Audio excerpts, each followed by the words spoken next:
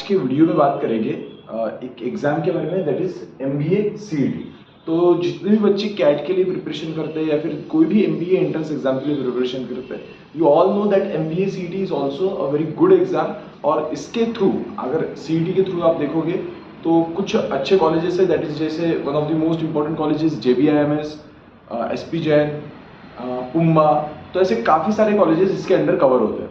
अब इस एग्जाम में सबसे मेन चीज़ जो है वो है आपकी एक्यूरेसी एंड आपकी स्पीड। तो मतलब अगर आपकी स्पीड और आपकी एक्यूरेसी अगर है तो दोनों चीज़ें अगर प्रॉपर कॉम्बिनेशन के साथ बैठ गई तो इस एग्जाम में आपका प्रॉपर जो आपका टारगेटेड कॉलेज है, जैसे कोई भी अगर बेस्ट कॉलेजेस में होता है तो वो आपका कवर हो सकता है। अब इसका सबसे पहले अपन कोर्स स्ट्रक्चर देख लेते हैं, मतलब कि इसका पेपर पैटर्न क्या है।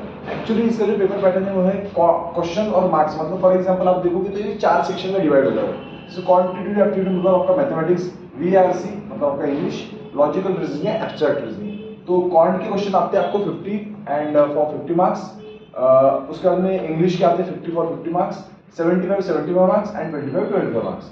तो लगभग ये जो दो सेक्शन है इसको आप एक सिंगल सेक्शन पकड़ के आप ये बोल सकते हैं कि रीजनिंग के आपको 100 क्वेश्चन आते हैं एंड आपको 50-50 क्वांट और इंग्लिश में आ रहे हैं। टोटल 200 मार्क्स का पेपर रहेगा और 200 क्वेश्चंस रहेंगे।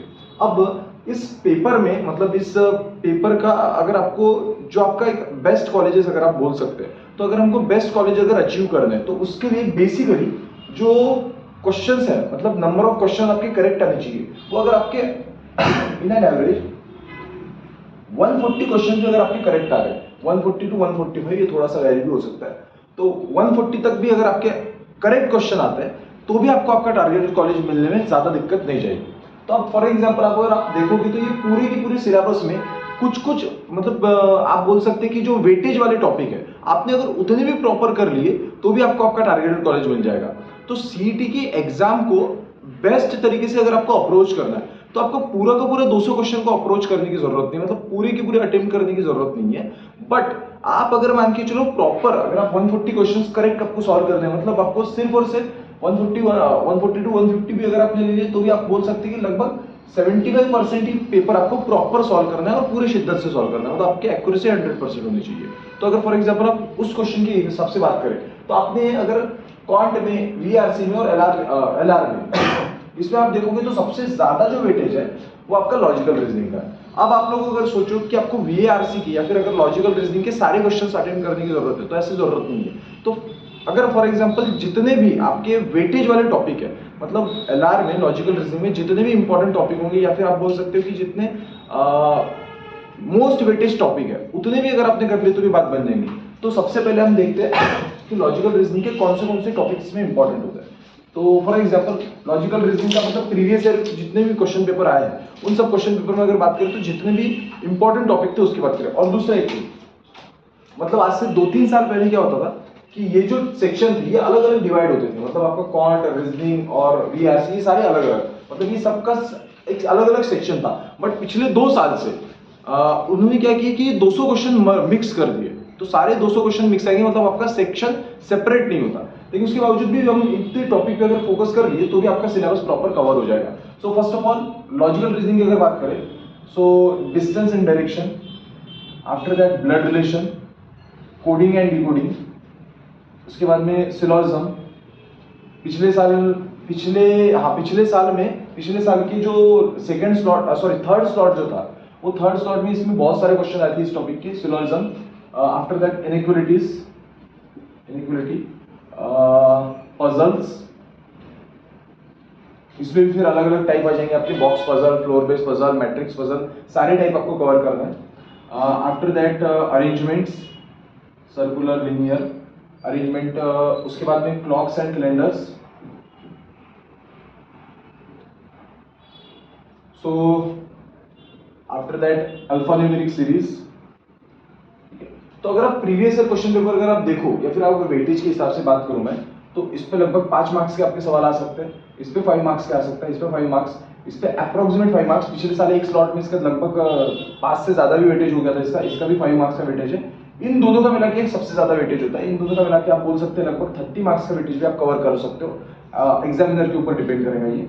आफ्टर दैट इन दोनों टॉपिक को मिला के, क्लॉक्स एंड कैलेंडर को मिला के उतना वेटेज नहीं बनता, बट फिर भी मैं इसको अप्रोक्सीमेटली 5 मार्क्स बोल सकता हूँ।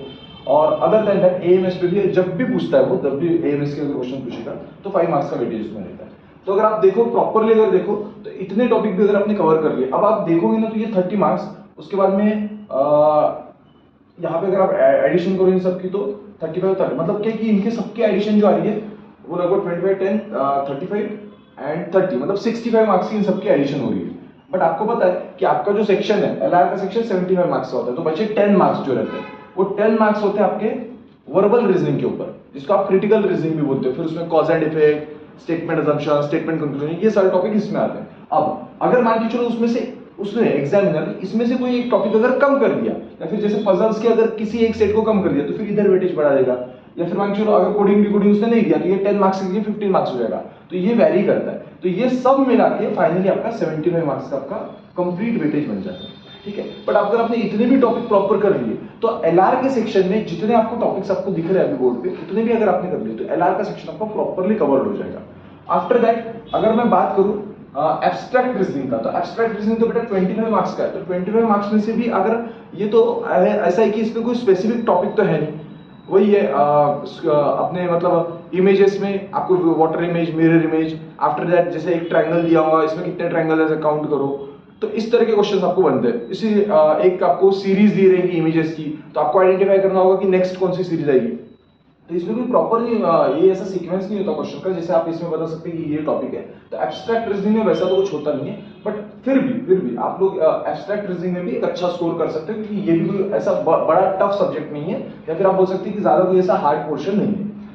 आफ्टर दैट अगर मैं क्वांट की बात करूं, अगर आपने इसमें इन एन एवरेज अगर मान लीजिए इतने भी अगर टॉपिक प्रॉपर कर लिए, और इसको हम बाद में ही रखते, दैट इज वर्बल रीजनिंग।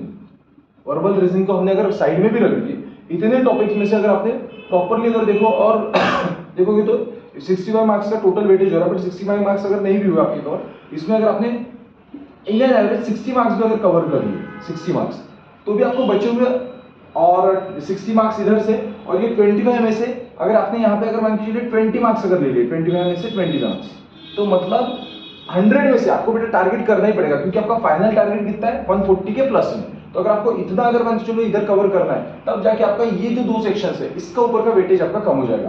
तो अगर आपने इधर में मान के चलो अगर 80 का स्कोर कर लिया है इतने टॉपिक के बेसिस पे भी, तो आपको क्वांट में देखो फिर से वही सेम चीज पूरा करने की जरूरत नहीं, सिलेक्टेड टॉपिक भी कर लेते तो हो जाएगा। तो क्वांट के नंबर सीरीज आप कर लो, क्वाड्रेटिक इक्वेशंस, सिंप्लीफिकेशंस,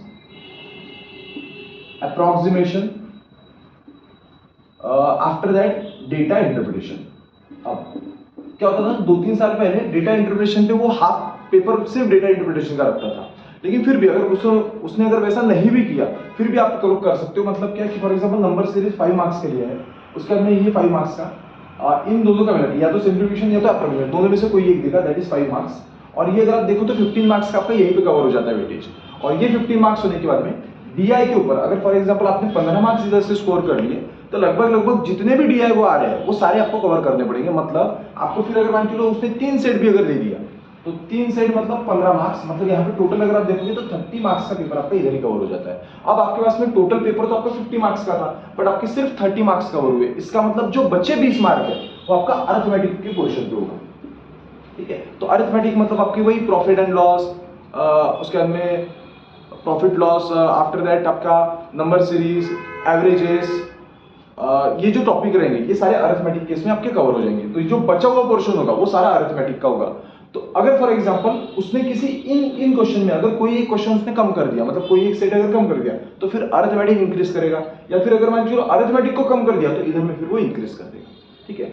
या फिर ऐसे हो सकता है जैसे डीआई के मैंने यहाँ पे एवरेज में 3 सेट पकड़े, हो सकता है वो डीआई का एक सेट इधर इंक्रीज कर दे तो ये 20 मार्क्स हो जाएंगे, और फिर इधर अरिथमेटिक कम हो जाएगा।